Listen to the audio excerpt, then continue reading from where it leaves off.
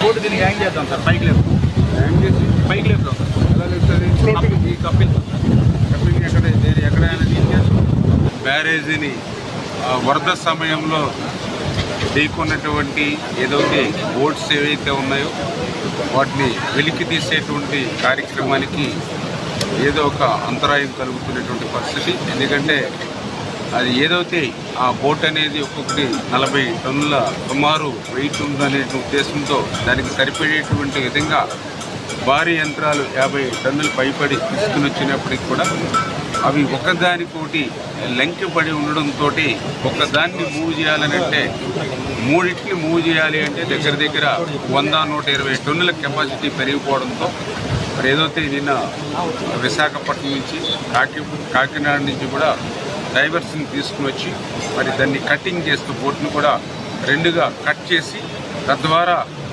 ఈజీగా కొంచెం ముందు వెలికి తీయించని ఆలోచనతో పనులు ప్రారంభించడం జరిగింది. అయితే ఏదైతే బోటు ఏదైతే ఉందో కింద ఐరన్ షీట్ ఉండడం, అదేవిధంగా డబుల్ లైనింగ్ ఉండడంతో మరి 10-12 అవర్స్ కల్లా కట్ చేయొచ్చు అనుకున్నది అది డబుల్ టైం అవుతున్నటువంటి పరిస్థితి. ఇప్పుడు ఇంకా 70% వరకు కూడా కటింగ్ అవుతున్నటువంటి పరిస్థితి. ఇంకా 8 to 10 మీటర్స్ వరకు ఉండొచ్చు వాటర్లో అంటూ ఉన్నారు. అంటే ఈవినింగ్కి క్లియర్ అవుతుందేమో అని ఆ కటింగ్ చెప్పడం జరుగుతుంది. అది పూర్తవుతే అది 2 బోట్లు 2 ముక్కల కింద చేసినట్లయితే దాన్ని మనం లిఫ్ట్ చేయడానికి ఆ లంకెలు ఏవైతే ఉన్నాయో ఒకదాని నుంచి తొలగించడానికి అవకాశం జరుగుతుంది. మనం ఎంత ప్రయత్నం చేస్తున్నప్పటికీ కూడా అది సింగిల్ బోట్ అయితే ఈజీగా దాన్ని కిందకి పంపించేయచ్చు. కాకపోతే అది ఒకదానికోటి లంకి పడి ఉండడం, అది కూడా ఏదైతే ఒకదాని మీద ఎక్కి ఒకదాని మీద ఉండడం, ఏదైతే ఐరన్ కూడా బలంగా దానికి డబల్ లైన్స్ ఉండడం, కింద ప్లేట్స్ ఉండడం, కటింగ్ అన్నీ కూడా లేట్ అవుతుంది. పనిని మాత్రం ఆపకుండా 2 అవర్స్ పోతే వాళ్ళకి ఖచ్చితంగా మళ్ళీ 2 అవర్స్ మళ్ళీ వాళ్ళకి ప్రోటోకాల్ రెస్ట్ అవ్వాలి. ఎందుకంటే అంత డెప్త్లో వాటర్ లెవెల్లో వాళ్ళు పనిచేస్తున్నప్పుడు వాళ్ళు బ్లడ్లో కానీ బాడీలో కానీ కండిషన్స్ అన్నీ కూడా మళ్ళీ యథాస్థితికి రావాలి. ఇట్లా గ్యాప్ లేకుండా బ్యాచ్ని మార్చుకుంటూ వర్క్ జరుగుతున్నటువంటి పరిస్థితి. సాయంత్రానికి ఒక కొలిక్కి రావచ్చని చేసుకున్నాం. ఇప్పుడు మనం ప్రశాంతంగా చేసుకుంటూ మట్టి కంటెంట్ ఎక్కువ ఉన్నది వాడుకోవాలి. అలాగే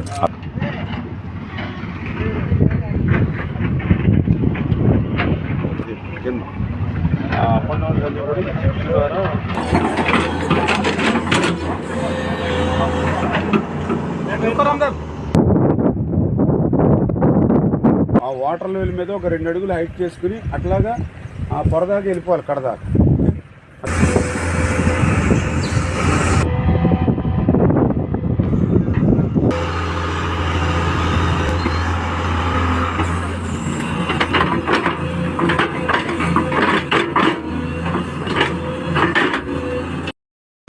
water stopped.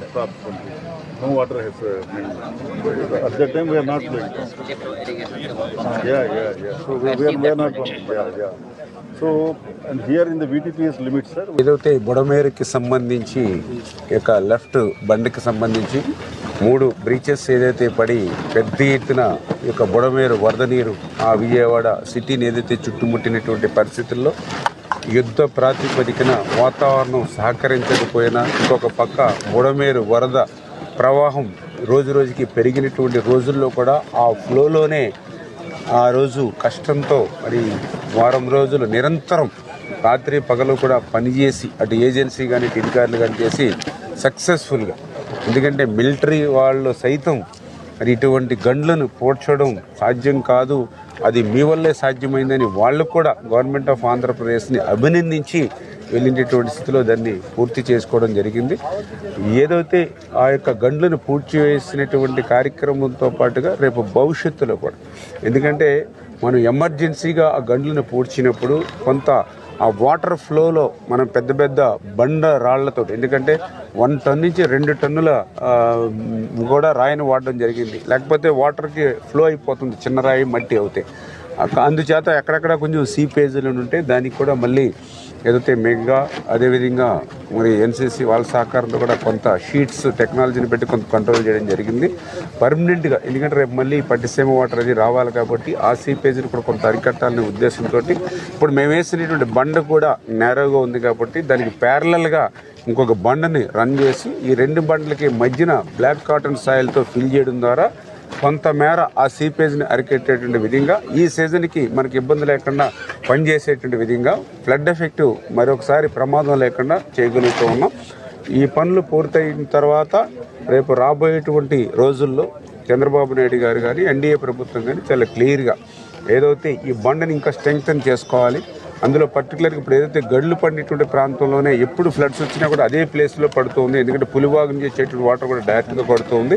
అంచేత ఫ్యూచర్లో దాన్ని మరింత స్ట్రెంగ్తన్ చేసి ఏదైతే రిటర్నింగ్ వాల్ కూడా కట్టి భవిష్యత్తులో ఆ 35,000 క్యూసిక్స్ వాటర్ కూడా దీంట్లో వెళ్ళేటువంటి విధంగా దీన్ని ఎక్స్టెన్షన్ అదేవిధంగా లైనింగ్ చేయవలసిన అవసరం ఉంది.